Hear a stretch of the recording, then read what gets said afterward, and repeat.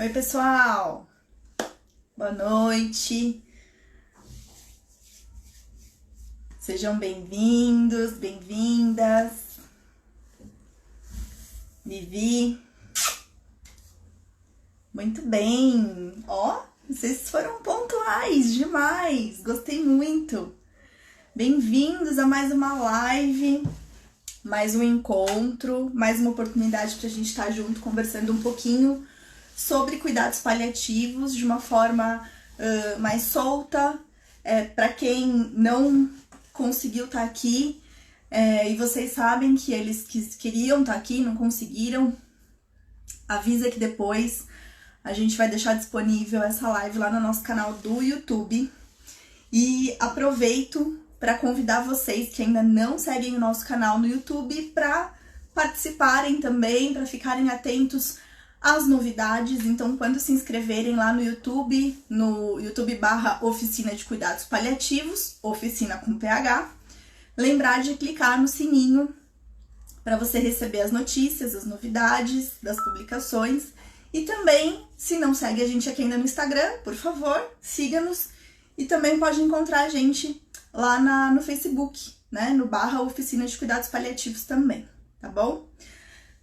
Hoje a gente está aqui para conversar um pouquinho sobre os princípios da atenção paliativa que norteia a nossa prática, e vocês também podem encontrar outros conteúdos e elementos da oficina, além das nossas lives, lá na nossa página, no oficinadecuidadospaliativos.com, e lá na página, no link de eventos, vocês vão ver um evento que tá para acontecer esse mês, online, um seminário sobre espiritualidade. A gente vai falar um pouquinho dele mais pra frente, mas se quiser já dar uma bisbilhotada assim que acabar a live, entra lá na nossa página, tá bom? Vou pedir pro Deison colocar aqui o nosso site para vocês poderem visitar quando vocês puderem, tá? Sejam muito bem-vindos para quem tá chegando e bora começar? Deixei aqui de lado a minha colinha pra gente não se perder na linha de raciocínio, e eu quero que vocês conversem comigo, mandem suas perguntas, mandem suas contribuições e eu vou lendo aqui os comentários, tá bom? Bom, quando a gente fala de cuidado paliativo, a gente já se depara com uma série de preconceitos a respeito do assunto, né? De que cuidado paliativo é não ter, sei lá, não tem mais o que fazer com essa pessoa, é um tratamento que não serve para nada, é só gambiarra, ou que é para onde o paciente vai quando ele está perto da hora da morte, do óbito. Mas a gente já está cansado de ouvir isso, né? Então, se você também está cansado de ouvir isso, aproveita, encaminha essa live para os seus amigos, chama eles para virem ouvir isso aqui com a gente e discutir um pouquinho sobre o que significa de fato praticar uma atenção paliativa, né? Em muitas instituições, o paliativista ainda é visto como o coveiro, aquele que ajuda o paciente a partir deste plano, né? E isso é muito duro para nós, porque na sua essência, o cuidado paliativo, ele vem justamente da palavra pallium, né? Que significa manto, mas aquele manto que os cavaleiros usavam lá na Idade Média e que protegiam eles nas suas viagens de qualquer intempérie, né? De frio, de chuva. Então a gente tem que entender que nós, enquanto paliativistas, precisamos proteger os nossos pacientes e os nossos familiares dessas intempéries que o tratamento e que a doença pode causar. Que mais? Estou aqui evoluindo e aí a gente percebe que o cuidado paliativo, na verdade, é algo muito especial, né? É algo que vai além daquele olhar do paciente que não tem mais cura, né? Você enxergar além do ser, né? O que está envolvido naquele processo de cuidado. E que é uma unidade para onde o paciente vai para aliviar o seu sofrimento, para ter uma equipe inteira cuidando dele, né? Muito privilegiado é aquele que trabalha com uma equipe que tem mais do que 3 profissionais à disposição, mais do que o enfermeiro, médico, psicólogo, ou enfermeiro, médico e assistente social, né? Já é um grande avanço. Tem uma pessoa aqui, Liko Kobayashi, que diz que a mãe dela tem DPOC, já teve 2 paradas por hipóxia e queriam colocar ela no cuidado paliativo. Pode complementar. Conta aí pra gente o que você achou disso, pra gente poder conversar um pouquinho também. Chegou a assinar, mas mudou de ideia. E hoje ela tá numa clínica de reabilitação. Assinar é uma coisa complicada, né? Tem lugares que impõem essa questão de você assinar que o paciente está em cuidados paliativos. A gente pode combinar uma outra live, um outro momento, para a gente conversar um pouquinho sobre diretivas antecipadas de vontade, plano avançado de cuidados, né? O que significa, quando que eu uso um, quando eu uso outro, como eu, enquanto familiar, posso fazer uso disso e poder ajudar, né? Minha mãe, meu pai, meu familiar que está lá adoentado e que eu preciso dar um suporte para ele de alguma maneira. Essa questão do assinar é delicada porque a gente parece que cobra, né, da família uma decisão que nem sempre é dela. Então a gente combina, tá? Combina um outro momento para trazer isso e lembrando que o cuidado paliativo não é só uma atenção para a fase final. Não significa que eu vou olhar para esse paciente só naquela fase pré-óbito. Infelizmente, a gente ainda vê muito isso hoje, né? A gente vê muitas pessoas acionando a equipe só quando o paciente está lá, já evoluindo para a fase final de vida, precisando de uma sedação paliativa. Mas, na verdade, a gente podia estar muito antes, tá? Inclusive, Li, apoiando a sua mãe no processo de reabilitação, né? Trazendo e pensando na qualidade de vida dela. Porque vocês vão ver, quando a gente fala de princípios de cuidados paliativos, a gente está falando disso, de algo muito maior, né?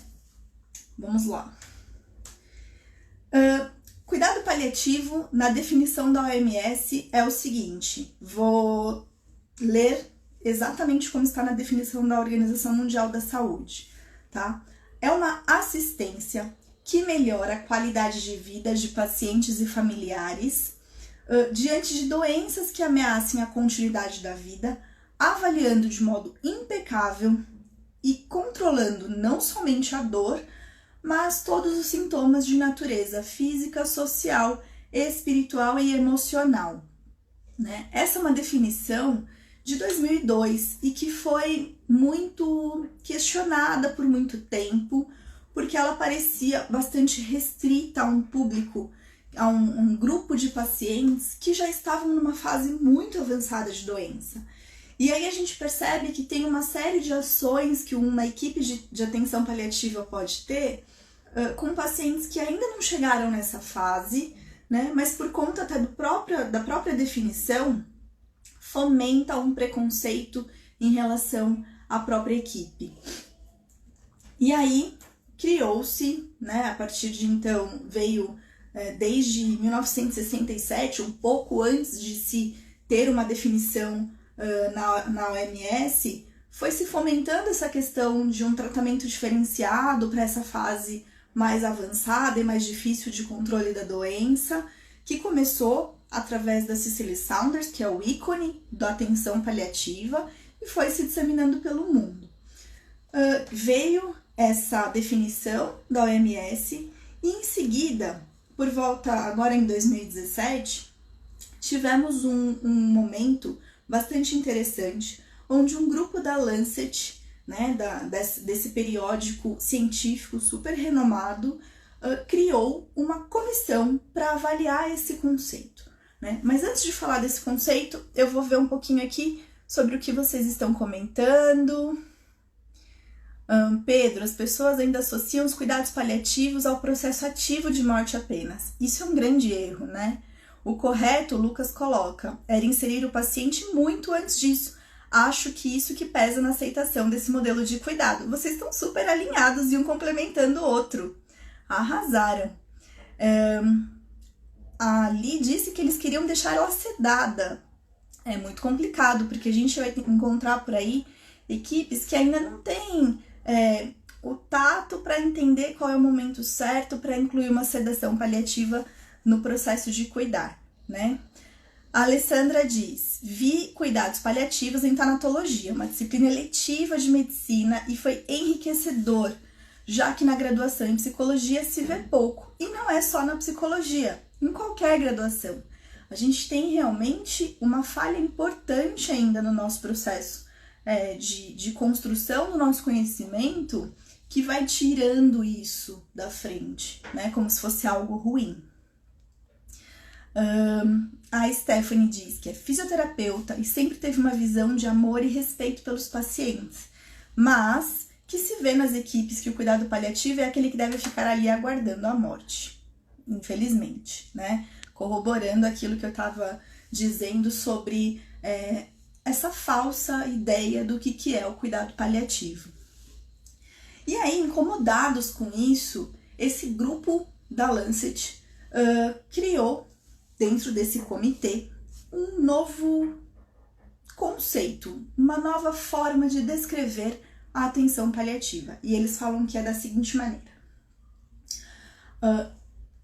Vou ler exatamente como eles colocaram, tá? Para que a gente não tenha nenhum tipo de interpretação errada.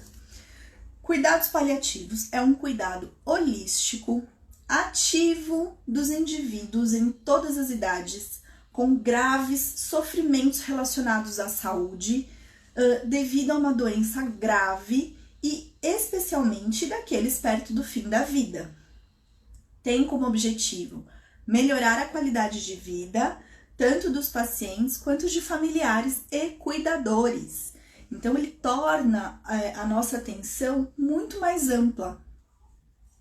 E aí, a gente vai se aprofundar no que de fato esses princípios que conduzem a gente nesse caminho da atenção paliativa. O que eu tenho que fazer, no que eu tenho que prestar atenção para entender se a minha prática de fato está alinhada com a atenção paliativa, se é isso que eu quero mesmo, se o que eu estou fazendo faz sentido para o que eu estou imaginando que eu estou fazendo, né? Porque às vezes a gente imagina que está fazendo paliativo e não está. Vamos dar uma lida aqui. Bianca, linda! Na minha vivência, precisamos de mais profissionais que entendam essa área, profissionais que não entendem disso. A equipe que trabalha é essencial no contexto da humanização também. Muito bem, é isso mesmo. Saudade, Bianca. A gente precisa começar a sensibilizar as pessoas que estão à nossa volta, né? Por isso que eu fiz uma provocação quando eu falei sobre a nossa live. Chama seu amigo, chama as pessoas que você gostaria que ouvisse sobre isso, porque a gente precisa ir sensibilizando e quebrando paradigmas, né? Antes da gente se aprofundar um pouco nas questões relacionadas a esses princípios, eu quero fazer um convite para você. Essa live é uma sequência de 3 eventos importantes deste mês na oficina de cuidados paliativos. Então a gente começa com a live falando sobre princípios da atenção paliativa. Depois a gente segue com mais uma live na semana que vem, vou contar para vocês mais pra frente qual que é, e aí vocês já deixem marcados na agenda. E aí a gente finaliza com um seminário online que a gente está oferecendo sobre espiritualidade, chama Inteligência Espiritual, quebrando paradigmas para o cuidado na prática clínica. Vai acontecer dia 29, é um sábado à tarde, vai ser muito legal. A gente tem o Roger, que é um médico neurologista, que vai falar um pouquinho pra gente sobre a questão da inteligência espiritual. Existe ou não existe? Vamos descobrir no curso. Depois a gente tem a Joyce, que vai estar com a gente na live da semana que vem falando sobre milagre, e ela vai abordar como que a gente vai trabalhar a espiritualidade na nossa prática, porque às vezes a gente tem medo de falar nesse assunto, só que ele tem tudo a ver com os princípios da atenção paliativa, vocês vão ver. E em seguida, vocês vão encontrar comigo no curso também, para a gente falar um pouquinho sobre práticas integrativas no âmbito da espiritualidade, como que eu posso agregar uma coisa à outra. Então fica aqui o convite, visitem nosso site, aproveitem, inscrevam-se e sigam essa sequência, né? Eu acho que é muito enriquecedor se vocês puderem participar da próxima live na semana que vem e também do nosso curso. Bom, lembrando que é um seminário e que tem certificado, tá? Ana Souza, muitas equipes precisam aprender muito e conheço aqueles que nem têm contato com o paciente e amedrontam a família. Pois é, bem complicado. E geralmente são esses profissionais que às vezes são equipes, né, porque trabalham sozinhos, eles mais atrapalham do que ajudam no nosso cuidado, né? Eles não ajudam nem a gente a criar um plano de cuidado que faça sentido para o paciente, que faça sentido para aquele familiar. Eu fico me perguntando, a Lu compartilhou aqui com a gente a história dela em relação à mãe dela, o quanto foi conversado, né? Quais as possibilidades de tratamento foram colocadas à mesa e compartilhadas com a família para que ela pudesse de fato compreender e até a própria equipe fazer uma reflexão de que estava num momento de ir para uma alta, ir para uma clínica, tentar uma reabilitação, ou se era para evoluir de fato para uma sedação paliativa, né? Porque sedação paliativa tem critérios. Estou seguindo esses critérios?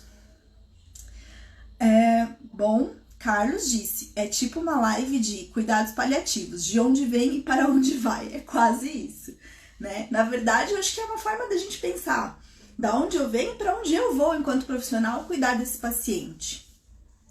Vamos nos aprofundar então nos princípios.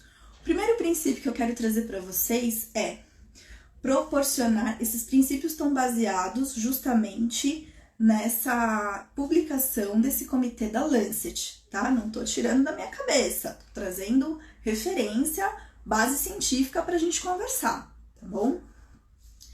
Proporcionar apoio para auxiliar pacientes a viverem de forma mais plenamente possível, até a sua morte, ajudando-os a estabelecer os objetivos de seus tratamentos através de uma comunicação facilitadora e eficaz. Ou seja, é justamente isso que eu estava dizendo. Se eu não consigo colocar para o familiar e para o paciente quais são as suas possibilidades, se eu não esclareço para ele a situação, ele não consegue planejar o que ele vai fazer da vida dele, do pouco tempo que lhe resta ou do muito tempo que lhe resta. Ele não consegue nem saber se é pouco ou se é muito. Que condições podem acontecer e mudar esse fluxo no meio do caminho, né? Então, quando eu consigo auxiliar o paciente a viver da forma melhor e mais plena possível, eu estou sim caminhando dentro da atenção paliativa. Por isso que é um olhar, não é necessariamente só você ter um título de especialista. Você pode fazer atenção paliativa sem ser especialista. Existem níveis de atenção, né? Você pode fazer isso na sua prática básica. Não me formei ainda, sou técnico, sou enfermeiro, mas ainda não fiz uma pós, ou fiz uma pós e não é em cuidados paliativos. Não tem problema. Pense nesse olhar, pense dessa forma. Como que eu posso levar para o meu paciente oportunidades de viver da maneira mais plena possível? Próximo princípio.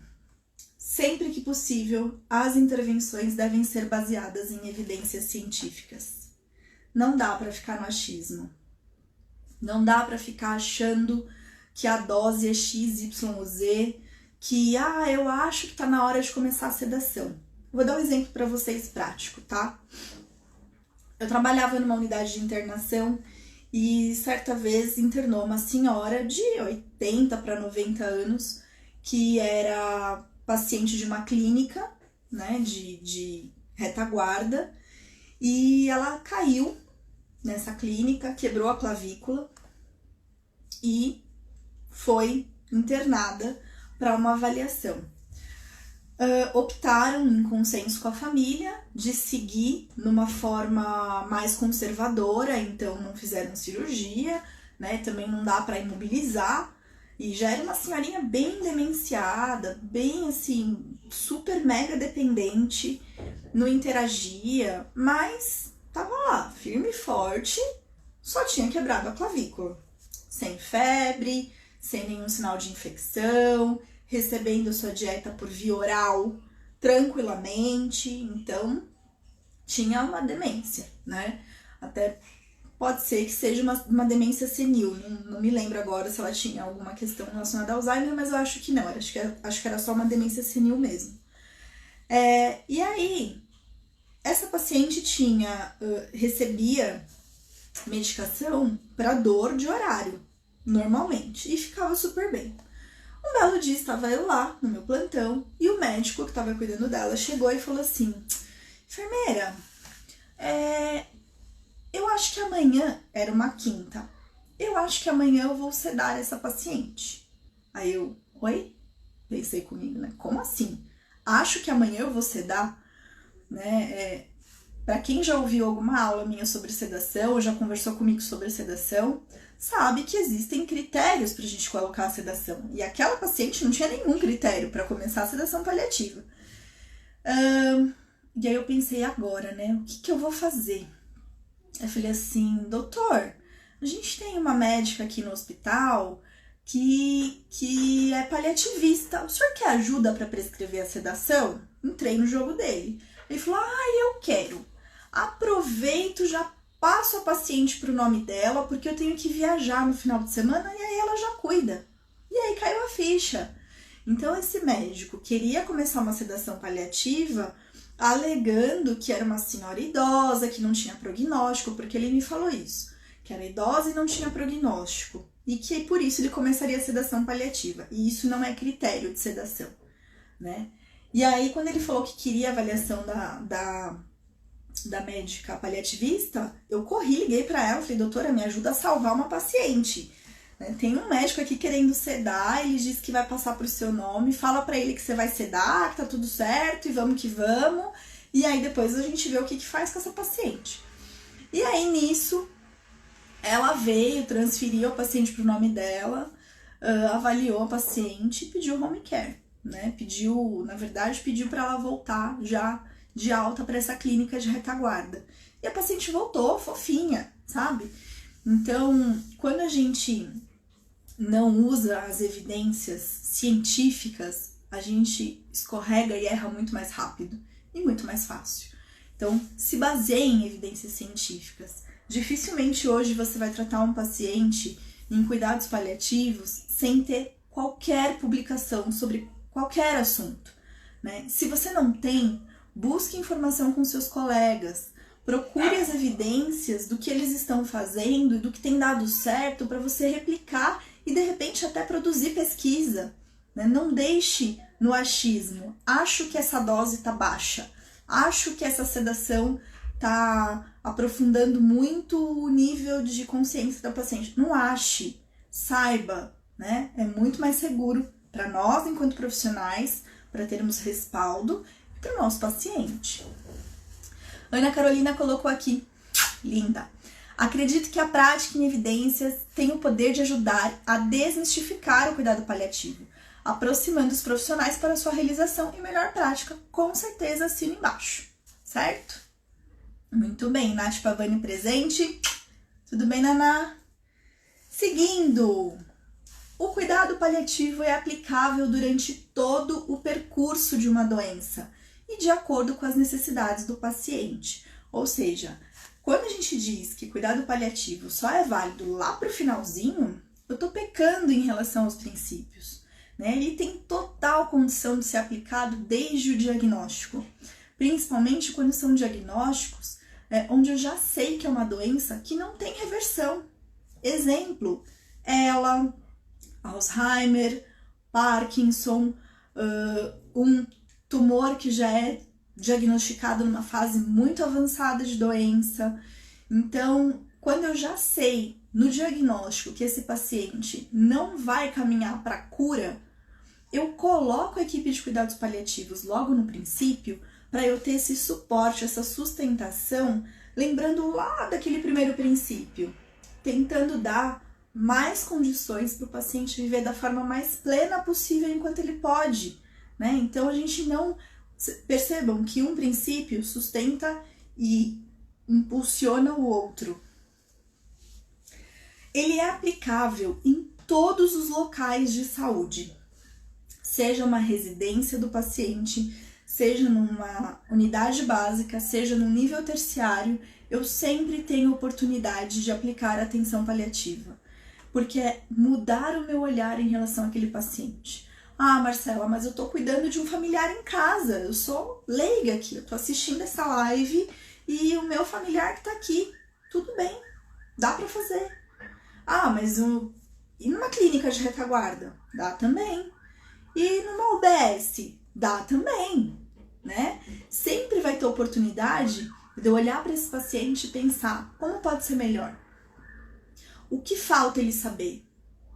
E entender também o quanto ele quer saber, né? Mas algumas perguntas, elas são muito importantes para eu pensar no meu cuidado e até na equipe pensar nesse cuidado e que elas não fazem mal em lugar nenhum. Você já perguntou para o seu paciente o que é importante para ele? O que dá forças para ele? E do que ele tem medo? São 3 perguntas chave, assim, que você pode carregar no bolso e fazer para qualquer um que não vai fazer mal, né? Muito pelo contrário, vai trazer subsídio para você pensar nesse plano de cuidado. A Mari trouxe uma pergunta. Marcela, pode falar um pouco sobre as competências do home care e do palliative care? O que cabe a cada um? O home care, Mari, ele é um tipo de atenção.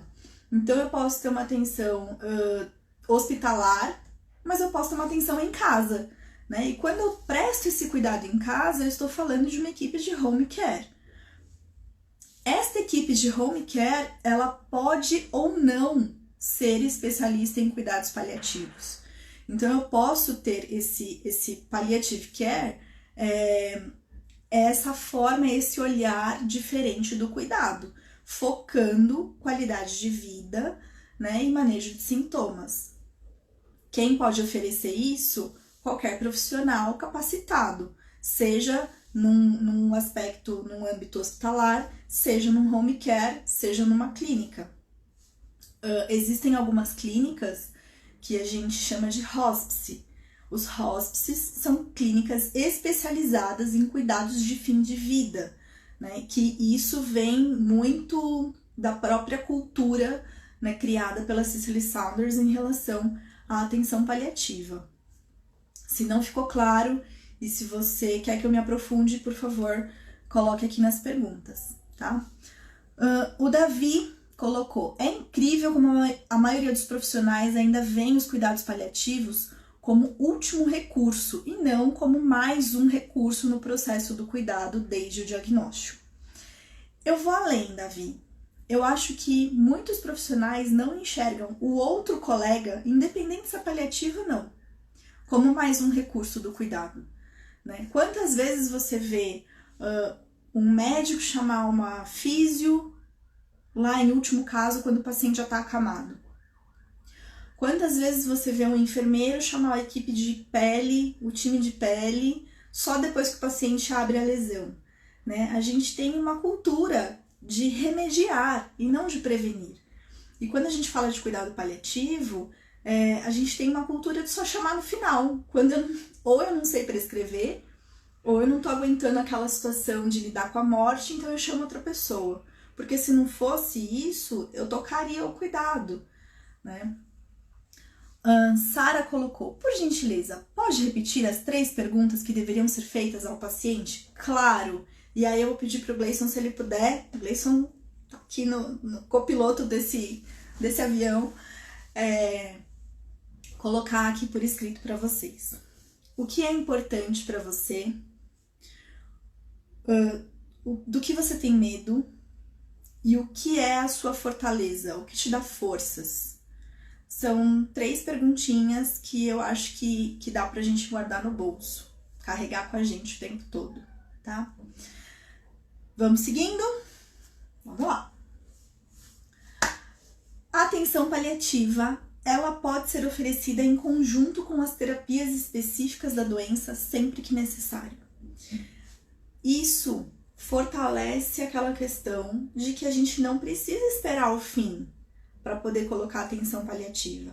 Existem alguns tratamentos que eles se beneficiam muito quando a gente tem uma equipe de cuidados paliativos trabalhando em conjunto com a equipe de cuidado.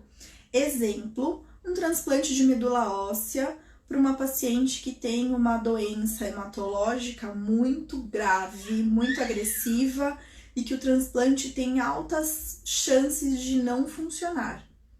Quando eu já coloco a equipe de cuidado paliativo, mesmo sabendo que pode dar tudo certo e essa paciente ir embora para casa muito bem, eu consigo dar uma sustentação, um suporte para todos os aspectos dela, físico, emocional, social, espiritual, de maneira adequada e ajudar a equipe do tratamento convencional nesse cuidado, né? Bianca trouxe uma pergunta. Marcela, e equipe? Gostaria de saber a opinião de vocês sobre a atenção paliativa no SUS. Tem alguma experiência de implantação nesse sistema? Bia, eu não tenho particularmente experiência de implantação de equipe de cuidados paliativos no SUS, mas eu tenho conversado com algumas equipes que têm buscado sensibilizar as pessoas que trabalham com elas, que vieram me buscar, assim, que vieram me chamar para a gente ter uma conversa íntima mesmo, de vamos lá, vamos entender as suas dificuldades, como que você pode olhar para o seu cuidado, e eu tenho visto isso de uma forma tipo formiguinha, mas também sei que existem algumas ações maiores, estruturadas, para que isso se torne de fato algo oficialmente implementado, né? Existem equipes de atenção e de visita domiciliar, de programas de saúde da família, que já estão se especializando justamente para dar conta dessa demanda. Então, se alguém que está assistindo a gente tem mais experiência para falar um pouco sobre essa inclusão da atenção paliativa no SUS, fica à vontade, discorre aí e a gente lê para complementar, tá bom? Aninha, que bom ver você aqui, Ana, saudade gigante. Ana Coradassi, mora no nosso coração. Muito bem, vamos seguindo. Conhecer e respeitar os valores e as crenças culturais do paciente e da família, né? Marcela, por que a oficina de cuidados paliativos está fazendo um seminário sobre espiritualidade? Porque dentro dos nossos princípios de atenção paliativa, eu preciso aprender a respeitar os valores e as crenças dessa família. E não é tão simples, porque muitas vezes elas batem de frente com as minhas crenças, com os meus valores. E parece que isso faz parte de um tabu, né? Um assunto tabu. A gente não fala com o paciente sobre sexo, a gente não fala com o paciente sobre time de futebol, sobre política e sobre religião. Só que tá errado. Tá tudo errado, né? Talvez, se eu falar um pouco com ele sobre a sexualidade dele, eu consigo entender ali alguma coisa que pode estar incomodando demais. Ou entender que talvez a própria sexualidade dele seja uma das fortalezas, né? Ele fala assim pra você, putz, se tem uma coisa que me deixa bem, é que eu ainda consigo ter uma relação com a minha esposa. Por que não? E tratar isso com naturalidade, né? Inclusive, se não me engano, agora em agosto, vou participar, junto com um colega do Hospital Sírio-Libanês lá de Brasília, de uma live sobre sexualidade no paciente oncológico. Então, depois eu coloco aqui para vocês participarem junto com a gente. E quando eu falo de religião, parece que eu estou invadindo o outro, né? Muitas vezes eu também peco achando que porque, por exemplo, eu sou católica e o outro também de que a gente está falando da mesma coisa, e às vezes não. Porque eu posso ser muito devota de São Cristóvão e o paciente muito devoto de Santa Catarina. E aí? Não significa que o meu santo é melhor do que o dele, né? Então a gente precisa tomar muito cuidado. É um caminho que para nós percorrermos é importante a gente saber que palavras usar, como nos comportar, e por isso que a gente traz esse seminário sobre espiritualidade, né? Para que de alguma maneira a gente consiga se preparar para esse contato sem parecer que eu estou invadindo a privacidade desse paciente. Mas a Nath falou que sobre drogas e rock and roll falamos muito. Falamos, e eu acho que é daí que a gente pega a deixa para falar de coisas difíceis. Às vezes é começando com uma coisa mais fácil que eu introduzo assuntos mais difíceis. Por isso que eu pergunto qual é a sua fortaleza. Porque se eu não consigo entender qual é a fortaleza, também não consigo entender qual é a fraqueza, o que dá medo. Por isso que são perguntas importantes, né? E a Ana trouxe um aspecto importante aqui embaixo no comentário. É bom lembrar que espiritualidade vai ainda muito além do que religiosidade, né? A gente tem que olhar para essas duas coisas. Olhar para uma já é difícil. Imagina para as duas coisas o que faz sentido para esse paciente, o que dá sentido para a vida dele, como a Ana trouxe, que é a própria espiritualidade, e até a religiosidade, o que eu preciso respeitar em relação à crença desse paciente, né? Será que ele é judeu e eu sou protestante e eu preciso entender qual é o rito para ele que é importante, que é diferente do rito que eu pratico?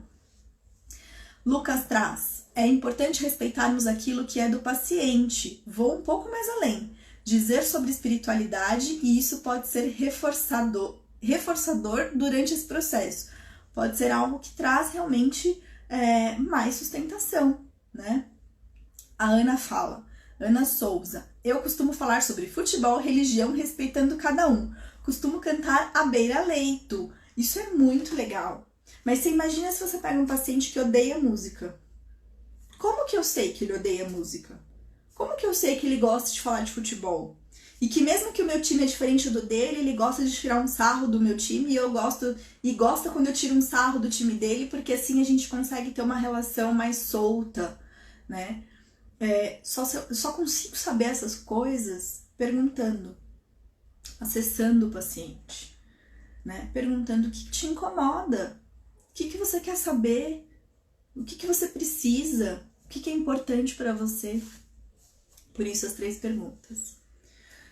Seguindo, proporcionar apoio à família e aos cuidadores durante a doença do paciente, cobrindo também o processo de luto, né? Acompanhar essa família no pós-óbito é um privilégio de uma equipe de cuidados paliativos. O quanto a gente consegue dar sustentação para essa família, acompanhar, entender se esse óbito, que impactos que esse óbito trouxe para aquela família, para aquele grupo de pessoas que estavam mais próximos do paciente. E nisso, eu acredito que no SUS é muito mais fácil, né, de você encontrar esses grupos, porque até pela própria característica do público do SUS, eles se aproximam muito mais para falar um com o outro e trocar experiência e poder um aprender com o outro. Quando a gente fala de uma instituição privada, a gente tem mais dificuldades de criar grupos, né? Os atendimentos são muito mais individuais e aí esse acompanhamento pós-óbito também precisa ser muito individualizado. E a gente precisa dar atenção para isso, de alguma maneira. Vamos aos comentários. A Ana Coradazzi traz que a chave é sempre o respeito. Bianca, uma coisa que me marcou no momento que minha avó foi paliativada, né? Do que foi em momento nenhum, foi que em momento nenhum perdeu a força e a fé. Você vê, talvez a fé fosse aquilo que trouxesse a certeza para ela de que tudo ia ficar bem, mesmo que isso implique em partir desse plano, né? Que mais? Ana Souza. Uma coisa que vejo, principalmente com letras garrafais, onde trabalho, é o apavoramento da família, né? Isso é terrível, porque imagina só um familiar que não consegue nem ir embora para casa tomar um banho sem sentir que o seu familiar que está lá doente, internado, está sendo bem cuidado, está sendo bem amparado por uma equipe. Isso é muito duro. Bianca, temos que lembrar que no momento de paliativos devemos tratar não só o paciente, mas fazer o acolhimento familiar. E aí, Bianca, vemos que naquela definição que o pessoal da Lancet traz, eles incluem o cuidador também. Porque muitas vezes a gente pega, principalmente em instituições privadas, cuidadores que estão há anos e anos e anos com aquele paciente. e que o profissional despreza a relação que um tem com o outro porque ele não é familiar, ele é uma pessoa que é paga para cuidar, né? E não entende que esse que foi pago para cuidar ocupou muitas vezes o papel de filho, de irmão, de companheiro. Então, é importante a gente, enquanto profissional, olhar para esse cuidado, para essa família, lembrando que pode ter alguém ali que também faz parte da família de uma outra maneira, né? E cuidar do cuidador. Vamos ver o que mais temos de comentários. Paty colocou verdade. Já foi lá atrás, não sei do que era, Paty, mas eu concordo. Você falou que é verdade, eu concordo. Paty diz, sim, eu sinto essa dificuldade no serviço particular. Simone Cumbis, bem-vinda à live, arrasou. Davi, na sua prática, os profissionais tendem a conversar sobre a morte, mesmo que sem o tato ou empatia, com o usuário e os familiares, ou essa responsabilidade recai sobre o profissional paliativista? Infelizmente, Davi, poucos profissionais abordam a questão morte, né? O que a gente vê é justamente o contrário. Muitos médicos, muitos enfermeiros que brigam contra a morte como se aquilo fosse uma coisa assim. E a gente não consegue mudar. A gente não vai mudar o desfecho.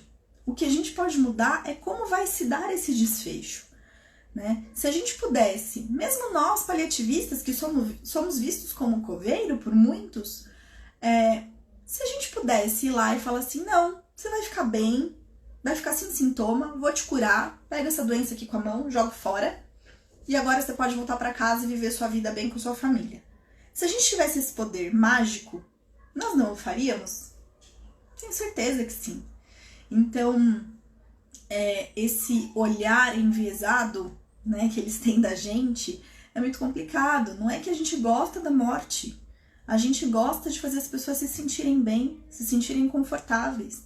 E se ela vai ter que passar por isso, a gente não consegue mudar o desfecho, que seja da forma mais suave possível, que não necessariamente é linda, não necessariamente é romântica, pode ser muito doloroso, muito, muito duro, com pessoas chorando, com situações assim que parte o nosso coração. Mas isso não significa que o paciente está em sofrimento, né? A gente está aqui para cuidar disso. Soraya, Renata Soraya, bem-vinda, saudade. Lucas, digo que família é um segundo paciente. Assim como o paciente, ela deve ser acolhida, auxiliá-la nas novas mudanças dentro do sistema familiar. E aí a gente coloca que a família é o segundo paciente e o cuidador é o terceiro, né? A gente tem que olhar para todo mundo. O Gleison tá aqui me avisando que tem 15 minutos. Corre, Marcela! Muito bem. Ana coloca que concorda também sobre a questão da morte e a Coradase diz que o bom é que essas questões todas podem ser aprendidas e treinadas. Não é um dom mágico ou divino, não é. A gente pode sim treinar, fala em voz alta, treina na frente do espelho para quando você falar com o paciente não travar a garganta, sabe? Aqui na minha cidade, a Mari diz, não temos equipe de cuidados paliativos. Como podemos planejar a implantação desse cuidado? Mari, começa a estudar, começa a aproximar as pessoas. Quem são as pessoas que de fato querem entrar para essa briga, né? Querem cuidar do paciente de uma forma diferente. E a partir desse grupo, você pode estruturar a implantação do serviço. A Mari é minha aluna, a gente pode conversar, se aprofundar um pouco mais essa questão da implantação de um serviço de cuidados paliativos num outro momento, mas eu acho que você está indo por um bom caminho quando você falou para mim lá atrás que vocês estão pensando em montar um grupo de estudo, porque aí você começa a entender se isso faz sentido, né, para você, não só você, mas cada profissional que está ali dentro. Esse tipo de cuidado faz sentido para mim? Porque se não faz sentido, tchau, não faça paliativo. Trabalhar em equipe faz sentido, né? Então a gente precisa, é uma oportunidade para pensar, inclusive, entender qual é o público, como vai ser o fluxo de atendimento de vocês, antes de colocar qualquer coisa em prática, tá? Vou para pro último princípio da atenção paliativa, que eu acho que o nosso tempo deve estar acabando. Não pretende antecipar nem adiar a morte. Ela respeita a vida e reconhece a morte como um processo natural. Como eu disse, a gente vai apenas olhar para o processo e querer o melhor para aquele paciente nesse caminho que ele não tem por onde fugir, não tem atalho, não tem. Dentro da atenção paliativa, não tem atalho, não dá para adiantar, não dá para postergar esse processo. A gente até segura algumas situações assim de, putz, o filho tá chegando, o que a gente pode fazer? Mas são situações muito pontuais e que fazem sentido para a família. Caso contrário, não dá para adiar a morte, não dá. Na formação, a Thaís traz, né? Na formação dos profissionais de saúde, aprendemos a curar. Quando isso não acontece, é como um fracasso, mas está mudando um pouco. É lento, mas chegaremos lá. Isso mesmo, não podemos perder a esperança. Né? E o Lucas concorda, verdade, Thaís, o cuidado deve ser de paciente, família e equipe envolvida. Muito bem. Bom, vocês têm colocado os seus comentários, eu gostei muito que vocês participaram bastante de todos os princípios que eu coloquei aqui, que eu trouxe, que vieram desse encontro da equipe do Lancet. E deixo para vocês aqui o convite para a semana que vem, para a gente continuar a nossa linha de raciocínio. Nós vamos conversar com a Joyce Klein, que é capelã, é uma assistente espiritual, que vai explicar um pouquinho pra gente como lidar com a expectativa do milagre, né? Porque dentro do contexto de atenção paliativa, a gente ouve muito isso, né? Não, ele vai melhorar, vai voltar para casa andando. E a gente sabe que talvez isso não possa acontecer. Não é previsto que aconteça. Mas e aí? Como lidar com essa expectativa do milagre? Então, a Bianca diz, dá mais tempo pra Marcela. Não é o Gleison que tá me cortando, é o Instagram que me corta. Ele só deixa eu falar 1 hora e aí cai a conexão do Instagram no ao vivo e a gente teria que voltar de novo. Mas não tem problema. A gente se vê na semana que vem. Espero vocês aqui pra gente conversar com a Joyce, com esse mesmo empenho de vocês, participando bastante. E fica mais uma vez o convite para o nosso curso, para o nosso seminário online sobre espiritualidade, para a gente conversar um pouquinho sobre como abordar esse paciente. Vai ser sim, Ana, no mesmo dia de quarta-feira, vai ser no dia 19, quarta que vem, às 20 horas, tá? Aqui no nosso canal. Ju, linda, minha aluna linda também. Gente, eu queria ler um texto para vocês rapidinho, acho que dá tempo. Muito bem. Laiane, eu coloco a referência depois lá na postagem que eu fizer no YouTube, tá bom? Para vocês conseguirem acessar. Vamos lá. Vou tentar ler um texto antes que a gente caia. Chama Eros e Morte. Eros é o que a gente entende como Cupido, tá? Era uma tarde quente e abafada, e Eros, cansado de brincar e derrubado pelo calor, abrigou-se numa caverna fresca e escura. Era a caverna da própria morte. Eros, querendo apenas descansar, jogou-se desprecentemente ao chão. Tão descuidadamente que todas as suas flechas caíram. Quando ele acordou, ele percebeu que elas tinham se misturado com as flechas da morte, que estavam espalhadas no solo da caverna. Eram tão parecidas que Eros não conseguia distingui-las. No entanto, ele sabia quantas flechas ele tinha e recolheu a quantia certa do chão. Naturalmente, Eros levou algumas flechas que pertenciam à morte e deixou algumas das suas. E é assim que vemos frequentemente os corações dos velhos e dos moribundos atingidos pelas flechas do amor. E às vezes vemos os corações dos jovens capturados pela morte. Muito bem, esse é um texto de Ésopo, da Grécia Antiga. Foi um texto publicado num livro de 1984, Eros e a Morte, tá bom? Bom fim de semana e bom final de semana para vocês. Nos vemos na quarta que vem. Agradeço imensamente todo o carinho que vocês colocaram aqui nos comentários. É uma pena que esses comentários não aparecem depois lá no YouTube, mas eu fico muito feliz por vocês estarem aqui comigo hoje, tá bom? Beijo grande, a gente se vê na próxima quarta. Tchau, pessoal!